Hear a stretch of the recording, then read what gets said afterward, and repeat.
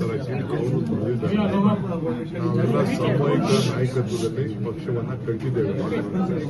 ನಾನೊಬ್ಬರೇ ಏನು ಪಾರ್ಟಿ ಕಟ್ಟಿಲ್ಲ, collective leadership, all MLA candidates, leaders, office bearers, Siddaramaiah ಎಲ್ಲರೂ ಸೇರಿ ಒಟ್ಟಿಗೆ ಕೆಲಸ ಮಾಡಿ ಮಲ್ಲಿಕಾರ್ಜುನ್ ಖರ್ಗೆ ಅವರ ಅಧ್ಯಕ್ಷತೆಯಲ್ಲಿ ರಾಹುಲ್ ಗಾಂಧಿ ಅವರ ನಾಯಕತ್ವದಲ್ಲಿ ಈ ಪಕ್ಷದ ಮತ್ತೆ ಅಧಿಕಾರಕ್ಕೆ ನಾವು ತಂದಿದ್ದೇವೆ.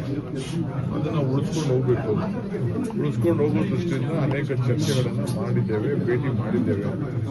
ಸೊ ಆ ವಿಚಾರದಲ್ಲಿ ನಮ್ಮದು ರೋಡ್ ಮ್ಯಾಪು ಈಗ 2.5 ವರ್ಷ ಆಯಿತು. ನೆಕ್ಸ್ಟ್ 2.5 ವರ್ಷಕ್ಕೆ ಏನು ಹೊಸ ರೂಪ ಕೊಡಬೇಕು ಈ ರಾಜ್ಯಕ್ಕೆ ಅನ್ನೋದು ನಮ್ಮೆಲ್ಲರೂ ಕೂಡ ಅವರವರ ಅಭಿಪ್ರಾಯಗಳನ್ನು ನಾವೆಲ್ಲ ಅದ್ರ ಬಗ್ಗೆ ಚರ್ಚೆ ಮಾಡ್ತಾ ಇದ್ದೇವೆ. ಅದೇನು ಬಿಟ್ರೆ ಬೇರೆ ವಿಶೇಷ ಏನಿದೆ ಸರ್. 2.5 ವರ್ಷದ ರೋಡ್ ಮ್ಯಾಪ್ ಅಂದ್ರೆ ಅದು ಸಹಜವಾಗಿ ಶ್ರಮಪಟ್ಟಂತ DK ಶಿವಕುಮಾರ್ ಅವರಿಗೆ ಮೀಸಲಿರುವ ವರ್ಷಗಳು ಅಂತ ಆ ಥರ ಏನಿಲ್ಲ. ಆ ಥರ 2.5 ವರ್ಷ ಇದು ನನಗೆ ವೈಯಕ್ತಿಕವಾದ ವಿಚಾರ ಏನಿದೆ, ಶ್ರಮಕ್ಕೆ ನನ್ನ ವೈಯಕ್ತಿಕ ಎಲ್ಲ ಪಕ್ಷ ತೀರ್ಮಾನ ಮಾಡ್ತಿದೆ. ಎಲ್ಲಾರು ನಂದಾಗಿ ಸಿದ್ದರಾಮಯ್ಯ ಯಾವುದು ವೈಯಕ್ತಿಕವಾದ ವಿಚಾರ ಇಲ್ಲ. ನಾವೆಲ್ಲರೂ ಪಕ್ಷ ನಮ್ಮನ್ನು ಗುರುಸಿದೆ. ನಾವು ಪಕ್ಷಕ್ಕೆ ವಾಪಸ್ ಅಧಿಕಾರಕ್ಕೆ ತರಕ್ಕೆ ಇರಬೇಕು.